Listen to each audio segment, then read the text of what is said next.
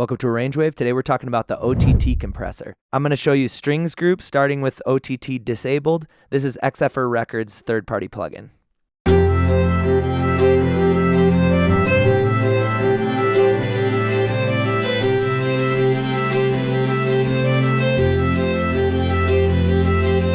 Okay, so you can see that I have the depth set to 30%. If you turn it up, it's super loud, noisy. It's called the over-the-top compressor for a reason. Okay, I'm going to show you Ableton Live's stock version of this effect. So if you go to Audio Effects, Dynamics, then Multiband Dynamics, and go down to OTT. You can also search for it. As you can see, it's super noisy. Let's pull the mix all the way down to 30%, and it's going to sound really close to what we had from the XFR Records.